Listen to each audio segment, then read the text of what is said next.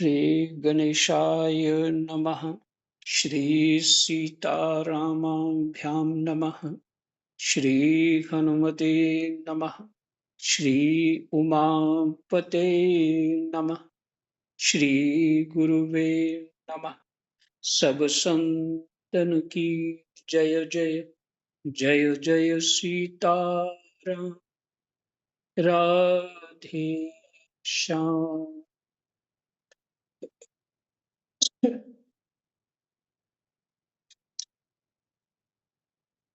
श्रीमद् भागवत महात्म्य पहला अध्याय और प्रसंग है परीक्षित और बद्रनाथ का समागम। शांडिल्य मुनि के मुख से भगवान की लीला के रहस्य और ब्रज भूमि के महत्व का वर्णन। कृष्णाय वासुदेवाय हरये परमात्मने प्रणतः क्लेशनाशाय गोविंदाय नमः।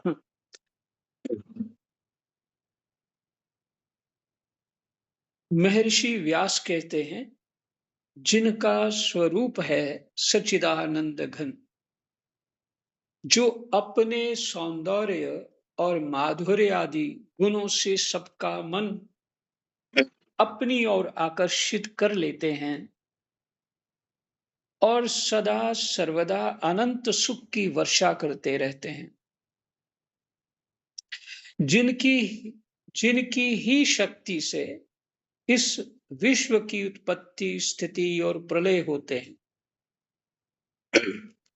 उन भगवान श्री कृष्ण को हम भक्ति रस का आस्वादन करने के लिए नित्य निरंतर प्रणाम करते हैं। नित्य निरंतर प्रणाम करते हैं। पहला श्लोक फिर से पाठ।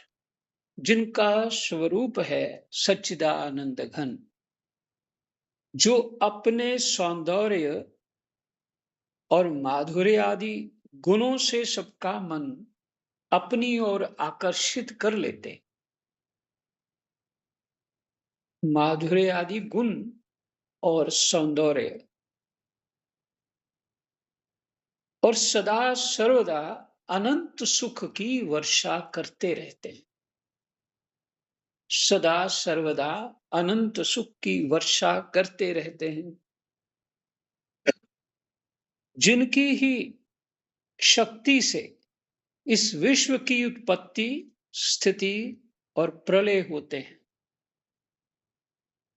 उन भगवान श्री कृष्ण को हम भक्ति रस का आस्वादन करने के लिए, श्री कृष्ण को हम भक्ति रस का आस्वादन करने के लिए नित्य निरंतर प्रणाम करते हैं। नैमिषारण्य क्षेत्र में श्री सूत जी स्वस्थ चित्त से अपने आसन पर बैठे हुए थे। सूत जी ने शौनक आदि ऋषियों को जो भागवत जी का पाठ सुनाया, वो नैमिषारण्य में सुनाया था। 88,000 ऋषि और उनके प्रमुख थे शौनक जी।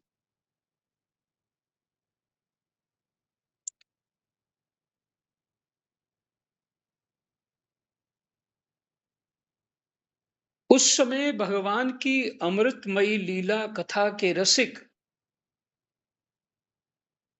उसके रसास्वादन में अत्यंत कुशल शौनक आदि ऋषियों ने सूत जी को प्रणाम करके उनसे यह प्रश्न किया।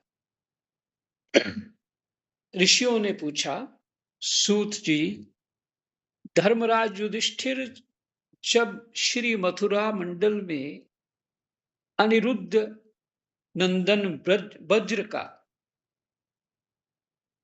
माने अनिरुद्ध जो भगवान के चतुर्व्यूह स्वरूप के एक अंग है,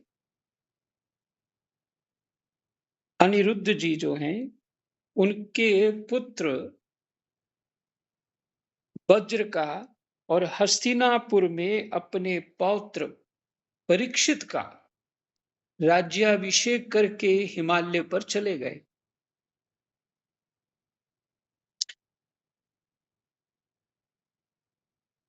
वज्र का मथुरा में अभिषेक हुआ और परीक्षित का हस्तिनापुर में, और फिर पांडव चले गए। तब राजा वज्र और परीक्षित ने कैसे कैसे कौन कौन सा कार्य किया।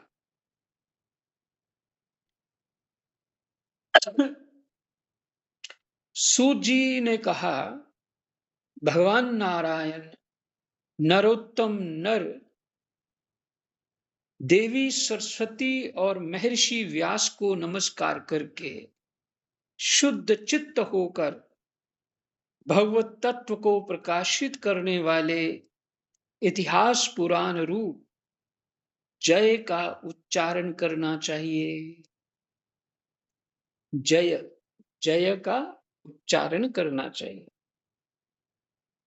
फिर से सूत जी ने कहा, भगवान नारायण नरोत्तम नर, भगवान नारायण नरोत्तम नर मने नर नारायण है ना, अर्जुन और कृष्ण यही तो है। भगवान नारायण नरोत्तम नर देवी सरस्वती और महर्षि व्यास को नमस्कार करके शुद्ध चित्त होकर भगवत तत्व को प्रकाशित करने वाले इतिहास पुराण रूप जय का उच्चारण करना चाहिए। जय का उच्चारण करना चाहिए। भगवान का नाम है जय। शौनक आदि ब्रह्म ऋषियों जब धर्मराज युधिष्ठिर आदि पांडवगण स्वर्गारोहण के लिए हिमालय चले गए, तब सम्राट परीक्षित एक दिन मथुरा गए। उनकी इस यात्रा का उद्देश्य इतना ही था कि वहां चलकर वज्रनाभ से मिलजुल आए।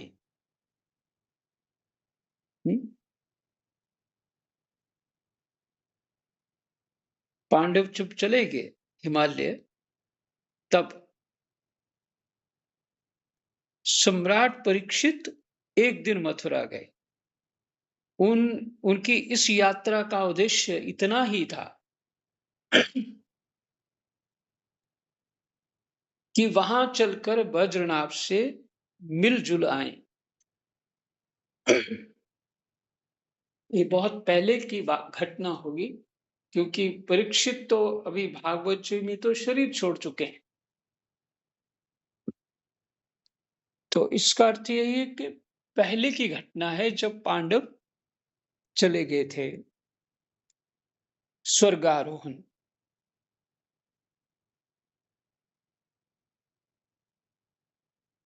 तो बद्रीनाथ जी का अता पता करने के लिए, अर्थात उनका कुशल क्षेम पूछने के लिए वो आए। जब बद्रीनाथ को यह समाचार मालूम हुआ कि मेरे पिता तुल्य परीक्षित मुझसे मिलने के लिए आ रहे हैं, तब उनका हृदय प्रेम से भर गया। उन्होंने नगर से आगे बढ़कर उनकी अगवानी की, चरणों में प्रणाम किया और बड़े प्रेम से उन्हें अपने महल में ले आए। वीर परीक्षित भगवान श्री कृष्ण के परम प्रेमी थे। श्री श्री कृष्ण के परम प्रेमी भक्त थे। उनका मन नित्य निरंतर आनंद घन श्री कृष्ण चंद्र में ही लगा रहता था। उन्होंने भगवान श्री कृष्ण के प्रपौत्र बद्रनाभ का बड़े प्रेम से आलिंगन किया। भगवान श्री कृष्ण के प्रपौत्र हैं, पौता हैं ये।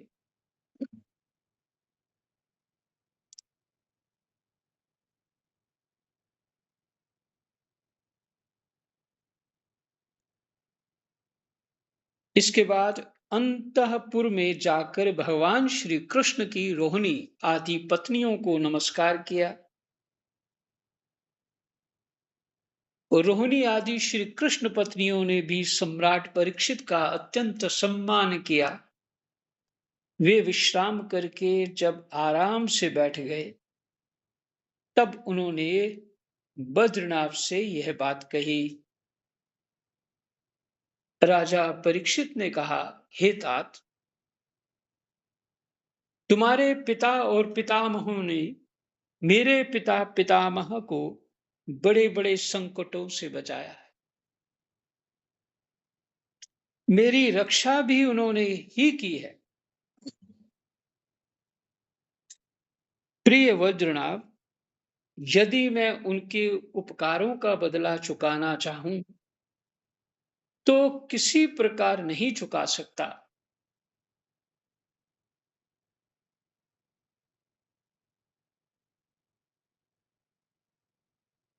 ये परीक्षित जी ने बताया।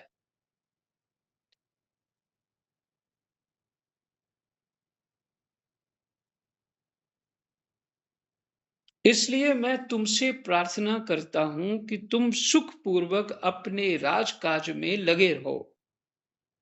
तुम्हें अपने खजाने की, सेना की तथा शत्रुओं को दबाने आदि की तनिक भी चिंता न करनी चाहिए। तुम्हारे लिए कोई कर्तव्य है तो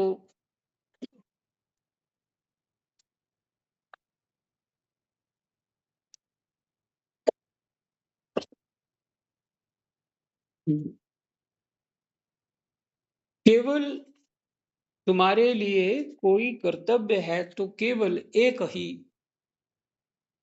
वह यह कि तुम्हें अपनी इन माताओं की खूब प्रेम से भली भांति सेवा करनी चाहिए। यदि कभी तुम्हारे ऊपर कोई आपत्ति विपत्ति आए अथवा किसी कारणवश तुम्हारे हृदय में अधिक क्लेश का अनुभव हो, तो मुझसे बताकर निश्चिंत हो जाना। मैं तुम्हारी सारी चिंताएं दूर कर दूंगा। सम्राट परीक्षित की यह बात सुनकर बज्रनाभ को बड़ी प्रसन्नता हुई। उन्होंने राजा परीक्षित से कहा,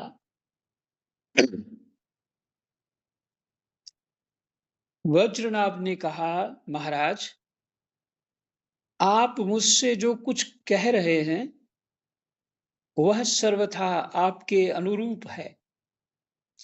आपके पिता ने भी मुझे धनुर्वेद की शिक्षा देकर मेरा महान उपकार किया है।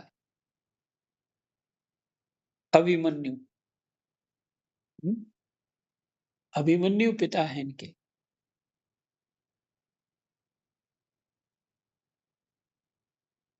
इसलिए मुझे किसी बात की तनिक भी चिंता नहीं है, क्योंकि उनकी कृपा से मैं क्षत्रियोचित शूरवीरता से भलीभांति संपन्न हूं। मुझे केवल एक बात की बहुत बड़ी चिंता है। आप उसके संबंध में कुछ विचार कीजिए। यद्यपि मैं मथुरा मंडल के राज्य पर अभिषिक्त हूं, तथापि मैं यहाँ निर्जन वन में ही रहता हूं। इस बात का मुझे कुछ भी पता नहीं है कि यहाँ की प्रजा कहाँ चली गई, क्योंकि राज्य का सुख तो तभी है जब प्रजा रहे। जब बद्रनाभ ने परीक्षित से यह बात कही, तब उन्होंने बद्रनाभ का संदेह मिटाने के लिए महर्षि शांडिल्य को बुलाया। यही महर्षि शांडिल्य पहले नंद आदि गोपों के पुरोहित थे। परीक्षित का संदेश पाते ही महर्षि शांडिल्य अपनी कुटी छोड़कर वहां आ पहुंचे। वज्रनाभ ने विधि पूर्वक उनका स्वागत सत्कार किया और वे एक ऊंचे आसन पर विराजमान हुए। राजा परीक्षित ने वज्रनाभ की बात उन्हें कह सुनाई। इसके बाद महर्षि शांडिल्य बड़ी प्रसन्नता से उनको सांत्वना देते हुए कहने लगे, प्रिय परीक्षित और वज्रनाभ, मैं तुम लोगों से ब्रजभूमि का रहस्य बतलाता हूं। तुम दत्त चित्त होकर सुनो। ब्रज शब्द का अर्थ है व्याप्ति। इस वृद्ध वचन के अनुसार व्यापक होने के कारण ही इस भूमि का नाम ब्रज पड़ा है।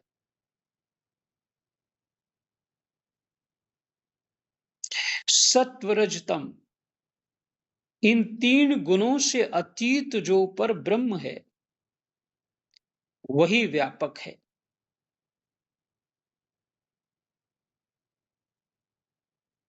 फिर से सुनिए, महर्षि शांडिल्य क्या कहते हैं।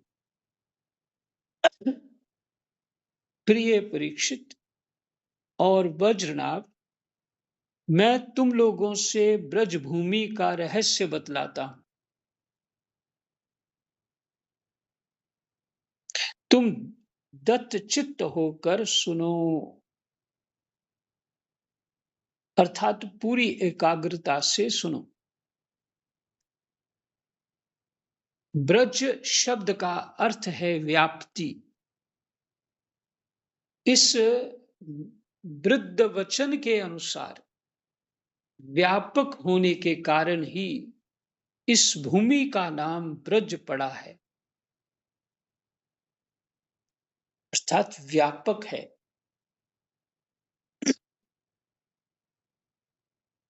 जैसे आकाश सर्वव्यापक है, सर्वत्र है।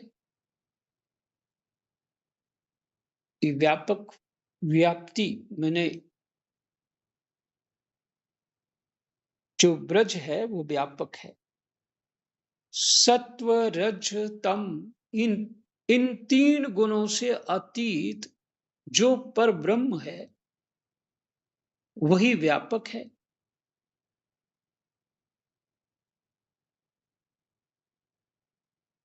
जो पर ब्रह्म है वही व्यापक है,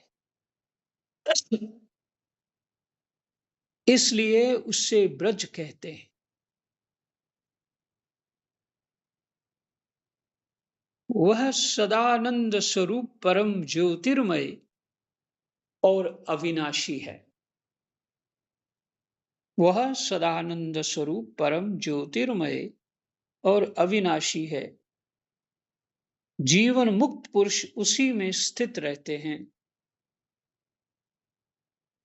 इस पर ब्रह्म स्वरूप ब्रजधाम में नंद नंदन भगवान श्री कृष्ण का निवास है।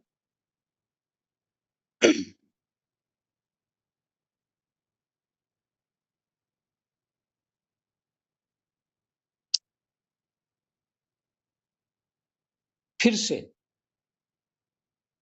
सत्वरजतम, इन तीन गुणों से अतीत जो पर ब्रह्म है।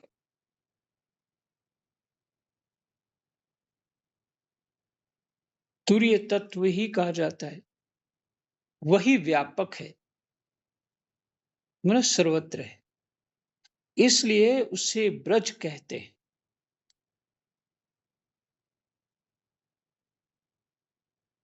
वो व्यापक होने का अर्थ है ब्रज, ऊपर बता ही दिया। ब्रज शब्द का अर्थ है व्यापक। वो है सदानंद स्वरूप परम ज्योतिर्मय और अविनाशी है। वो आनंद स्वरूप है, ज्योतिर्मय है और अविनाशी है। जीवन मुक्त पुरुष उसी में स्थित रहते हैं। जीवन मुक्त पुरुष कहाँ रहते हैं? ज्योतिर्मय और अविनाशी में।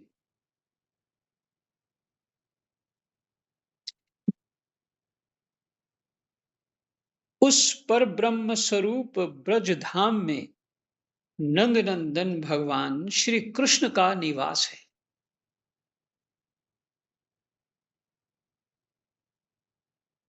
उनका एक एक अंग सच्चिदानंद स्वरूप है।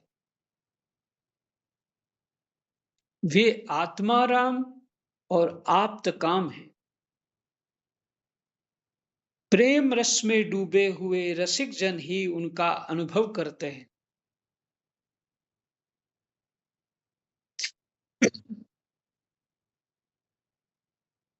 भगवान श्री कृष्ण की आत्मा है राधिका।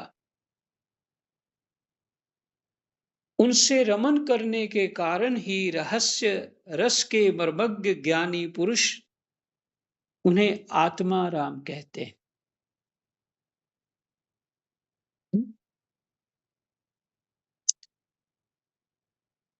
राधिका में रमन यानी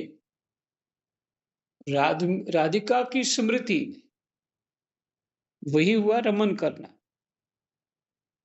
कारण ही रहस्य रस के मर्मज्ञ ज्ञानी पुरुष उन्हें आत्माराम कहते हैं, क्योंकि राधिका उनकी आत्मा है। इसलिए इसलिए जो मर्मज्ञ ज्ञानी रस रहस्य के मर्मज्ञ ज्ञानी हैं, वो उनको आत्माराम इस भाव से कहते हैं। काम शब्द का अर्थ है कामना, अभिलाषा। ब्रज में भगवान श्री कृष्ण के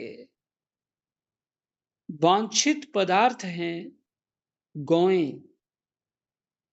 मैंने गायें, ग्वाल बाल, गोपियां और उनके साथ लीला विहार आदि। वे सब के सब यहां नित्य प्राप्त हैं।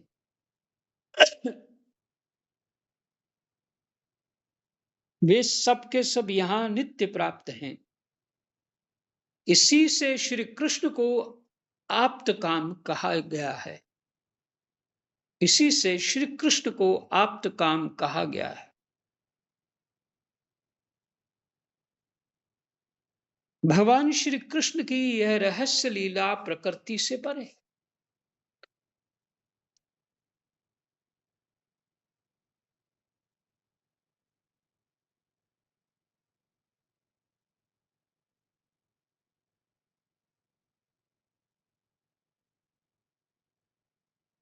वे जिस समय प्रकृति के साथ खेलने लगते हैं, उस समय दूसरे लोग भी उनकी लीला का अनुभव करते हैं।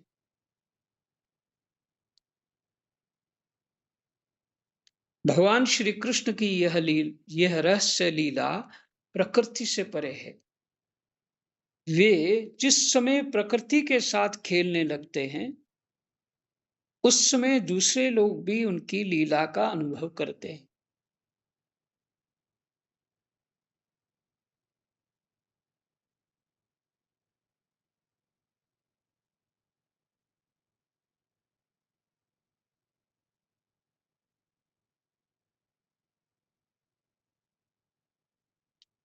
फिर से भगवान श्री कृष्ण की ये रहस्य लीला प्रकृति से परे है, बुद्धि में आने वाली नहीं।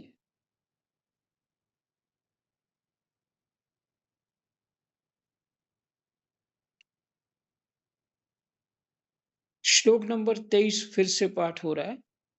काम शब्द का अर्थ है कामना, अर्थात अभिलाषा। ब्रज में भगवान श्री कृष्ण के वांछित पदार्थ हैं, मैंने उनकी अभिलाषा क्या है? गौएं, ग्वाल बाल, गोपियां और उनके साथ लीला विहार आदि, वे सब के सब यहाँ नित्य प्राप्त हैं। ये सब के सब यहाँ नित्य प्राप्त हैं। इसी से श्री कृष्ण को आप्त काम कहा गया है।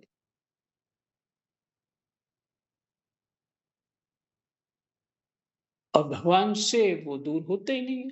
तो श्री कृष्ण जो आप्त काम अपने आप में संतुष्ट हैं।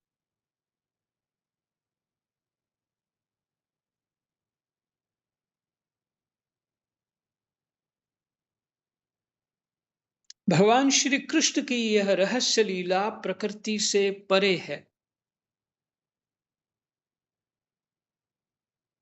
वे जिस समय प्रकृति के साथ खेलने लगते हैं, उस समय दूसरे लोग भी उनकी लीला का अनुभव करते हैं। वे जिस समय प्रकृति के साथ खेलने लगते हैं, उस समय दूसरे लोग भी उनकी लीला का अनुभव करते हैं।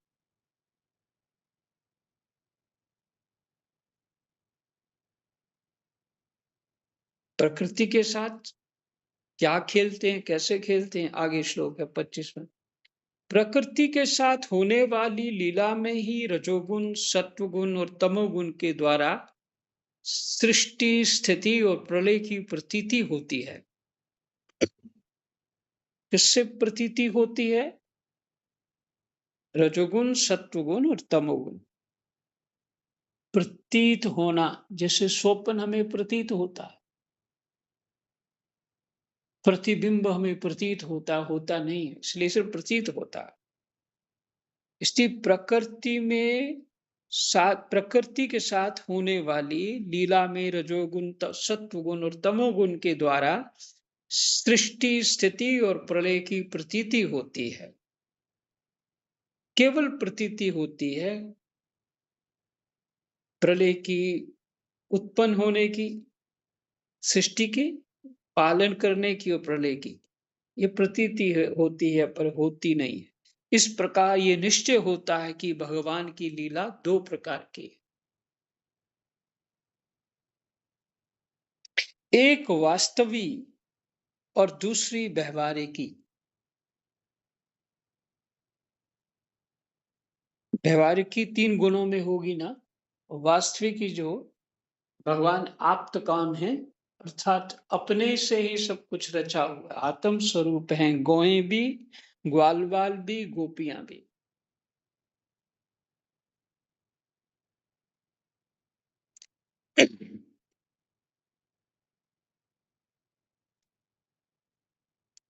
एक वास्तवी और दूसरी व्यवहारिकी। वास्तवी लीला स्वसंवेद्य है, संवेद्य है। उसे स्वयं भगवान और उनके रसिक भक्तजन ही जानते हैं। जब गुणों से परे है तो गुणों से परे होके ही समझा जा सकता है।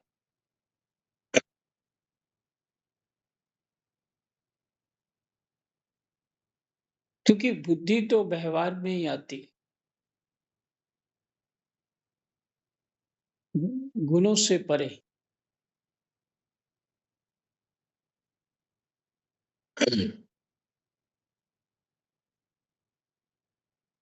उसे स्वयं भगवान और उनके रसिक भक्तजन ही जानते हैं।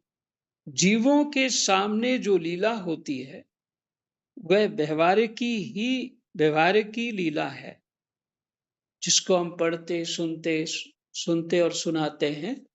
ये व्यवहारिकी है। और जो वास्तविक की लीला है, वो गुणों से परे है, माने बुद्धि काम नहीं करती। ये वाली व्यवहारिक बुद्धि।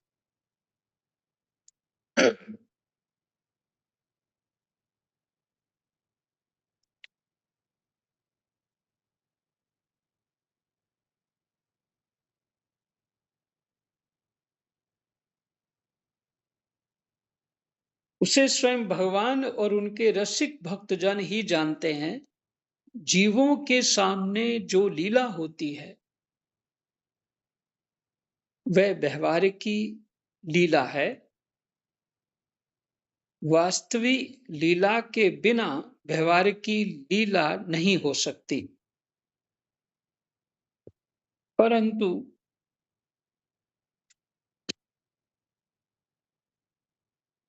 व्यवहार की लीला का वास्तविक लीला के राज्य में कभी प्रवेश नहीं हो सकता।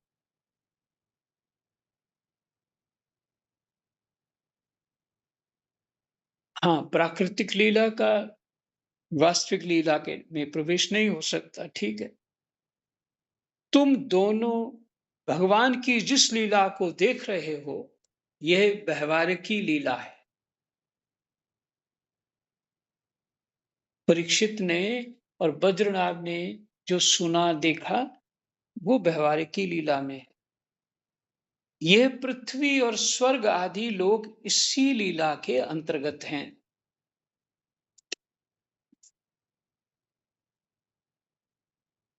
इसी पृथ्वी पर ये मथुरा मंडल है।